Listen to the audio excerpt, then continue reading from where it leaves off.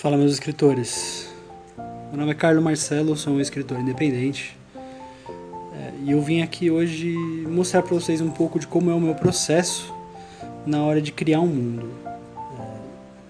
Já me perguntaram várias vezes como eu fiz para criar o meu mundo e eu não sei se eu faço diferente de todos os outros, mas esse é o jeito que funciona melhor para mim, é começar sempre de dentro para fora. Quando eu comecei Folhas, meu primeiro livro, quando eu comecei a criar um mundo, eu tinha primeiro uma história, eu tinha primeiro o personagem Shard, que é por onde eu comecei sempre pelo personagem, a premissa. E depois eu fui criando um mundo em volta com as coisas que eu precisava, eu sabia que eu precisava de um lugar montanhoso para ele começar a morar, porque se você já visitou meu blog, se você já conhece um pouco de como nasceu Folhas, você sabe que ele nasceu de uma postagem no Facebook com uma ilustração. Então eu precisava que ele fosse de um lugar rural e eu precisava que ele fosse de um lugar montanhoso. Então eu comecei com os elementos que eu precisava e eu fui encaixando eles em um mundo que foi orgânico para mim. Depois disso eu criei algumas cidades, eu criei as cidades em que ele iria passar. As cidades eu precisava que elas estivessem assim, com um mapa antes de eu poder colocar ele no mundo para andar, para viver. Então eu trouxe aqui, eu comecei a fazer aqui um mapa de uma cidade que chama Porto Verde, que vai aparecer no segundo livro que eu estou escrevendo agora, que é Luz, que é a continuação de Folhas. E a primeira coisa que eu quero de verdade falar com vocês é sobre o nome das cidades, o nome dos lugares. Nem todos os lugares vão ter nomes como Porto Verde, um nome que funciona em português, um nome que seja em português. Porto Verde, ele tem esse nome por uma razão bem específica, mas as minhas três outras cidades importantes que aparecem no livro no primeiro livro são Solimé, Ravina e Semi. E todas elas, o nome foi criado especificamente pensando em o leitor brasileiro poder pronunciar o nome dessas cidades. Eu, como leitor, estava cansado de ver cidade com nome impronunciável, personagem com nome impronunciável, um monte de F, K e H e apóstrofo jogado no meio, aquela coisa que parece que você bateu a cabeça no teclado antes de fazer, e eu estava cansado disso. Então todos os meus nomes têm uma raiz, né? A cidade de Ravina se chama Ravina porque ela começou no meio de uma ravina. Por mais que ela se expandiu para fora depois, se expandeu. Que merda. Por mais que ela se expandiu para fora depois, ela começou numa ravina. A cidade de Solimé se chama Solimé porque o templo mais importante que tem na cidade é o templo ao Deus da Luz, né? É o templo do Deus que entrega o sol todos os dias. E Semi é de semente. É uma cidade rural, uma das cidades onde é plantada quase toda a comida do Grão-Ducado de Chiaro. E Porto Verde é uma cidade que chama Porto Verde porque ela está mais para o sul, ela está muito mais próximo de áreas florestais no mundo onde acontece o legado de Esser. Então eu comecei a criar aqui e eu parei na metade porque eu não vou dar spoilers de toda a cidade para vocês, já que os meus personagens vão visitar ela nesse segundo livro. Mas eu quero que vocês entendam que eu começo sempre assim, eu começo de um lugar onde as pessoas vão passar para depois criar. Então eu comecei com Semi, eu comecei com Solimé antes de começar a criar, né, o mundo, antes de ter o meu mapa. Quando eu tive o meu mapa que eu coloquei Solimé em um istmo e comecei a criar a história daí.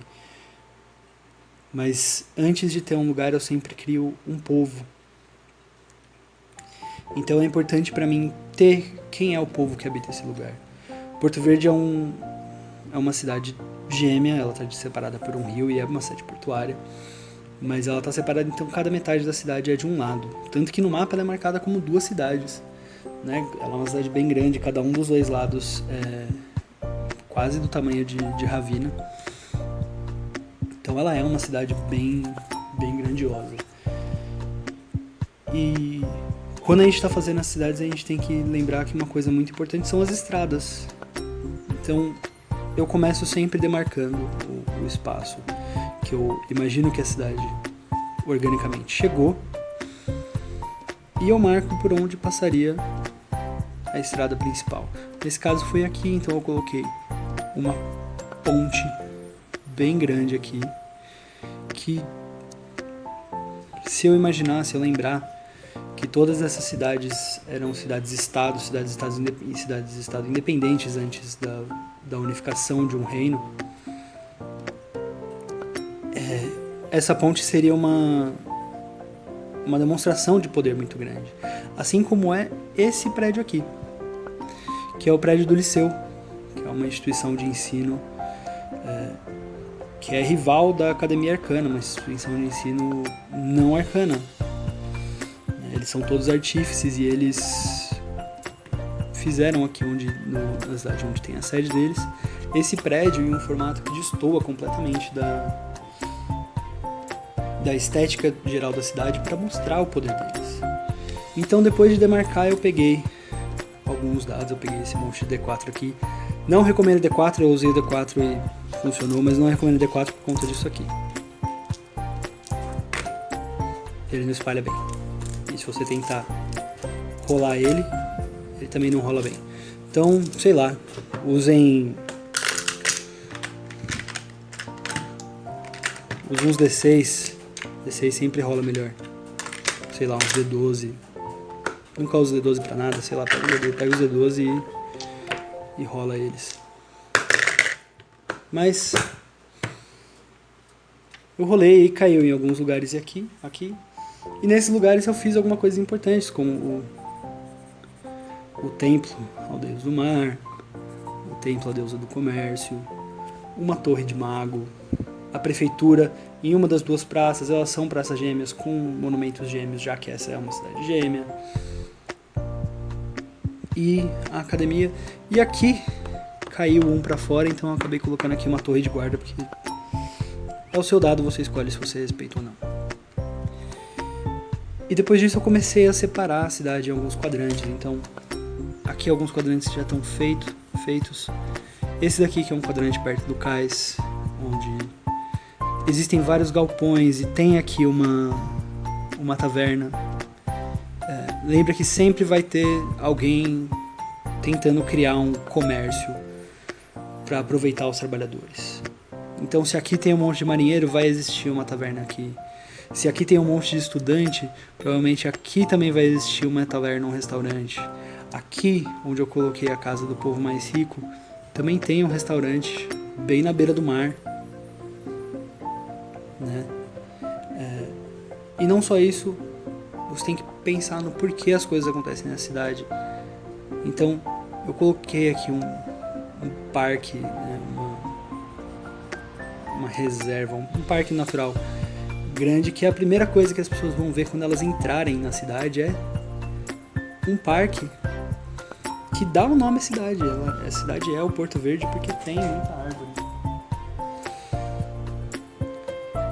E o meu processo depois disso, depois de criar a estrada eu começo a criar as ruas que vão ligar a estrada principal às coisas importantes, e depois disso eu vou criando as ruas que interligam uma coisa na outra, né? Porque quem tá aqui não vai dar toda essa volta para chegar aqui. Essa pessoa vai ter um caminho por aqui. Então você começa a procurar caminhos, você começa a decidir quem vai morar onde. Então, se aqui moram as pessoas ricas, em todo um grande canto aqui perto da muralha provavelmente vão morar as pessoas mais pobres, né? Se aqui é a prefeitura, provavelmente aqui perto também vai estar uma prisão, e aqui vão ter vários outros tipos de prédios do governo.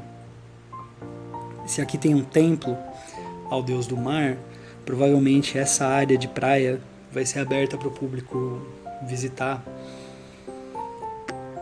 E como eu falei para vocês, eu gosto de começar pelo povo. Sendo Porto Verde a cidade mais ao sul, que está mais perto de outros países, na minha cabeça Porto Verde vai ser um lugar muito mais aberto a imigrantes até do que a capital é. Porque aqui é onde as pessoas vão chegar, em Solimé do Sul. E provavelmente elas não vão sair daqui. Elas vão achar motivos para ficar aqui. Então, é importante lembrar que o povo daqui vai ser diversificado. O povo daqui não vai ser tão homogêneo quanto o das cidades pequenas geralmente são. A gente tem que entender um pouco essa dualidade, apesar da diversidade ser importante aqui dentro. Tem que ser feito de uma maneira real e natural. Não pode ser forçado, senão não vale nada. Então aqui, que é um reino de humanos, e eu posso ter humanos de todas as etnias, essa é uma cidade onde vai ter todo tipo de gente. Então é uma cidade onde eu posso povoar com coisas importantes. E aqui chega a minha parte favorita, que é decidir onde eu vou colocar as coisas. Aqui, por exemplo, que eu já tinha decidido que ia ser uma torre de mago, e aqui eu coloquei um beco. Esses lugares são extremamente importantes para sua cidade. É aqui onde vai acontecer a história, muito mais do que nas torres de mago, e muito mais do que nos grandes templos e na prefeitura. Isso tudo é importante se você estiver fazendo um RPG, mas quando você está escrevendo um livro, o beco, a taverna, a ponte, a estrada, todos esses lugares é onde as coisas vão acontecer na sua história. A história não acontece no palácio. Não tem aventureiro no castelo. O aventureiro está aqui, e aqui é muito mais interessante. Então, feito tudo isso, você vai passar para a parte mais importante, que é decidir quem são as pessoas que estão aqui. Como aqui, por exemplo, eu posso ter um taverneiro que veio do sul, e ele veio, por exemplo, de Zalet, que é o mesmo país de onde veio Shard. E ele serve aqui não só a comida local e coisas feitas de peixe, mas ele serve uma comida com doces muito bem feitos à base de mel e água de laranjeira. Porque é a tradição do povo dele. Aqui, por exemplo, eu posso ter um mercador que veio de Swali, que é um outro lugar mais pro sul. Um mercador que vende tecidos, e ele vende tecidos do mundo inteiro, porque ele já rodou o mundo inteiro.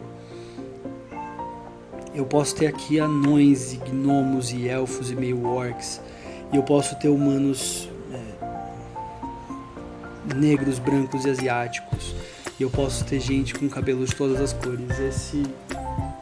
Essa é a parte boa da fantasia. Aqui dentro, tudo é possível. Então eu espero ter ajudado vocês um pouco a aprender como criar uma cidade. E eu vou ensinar vocês depois a expandir da cidade para o país.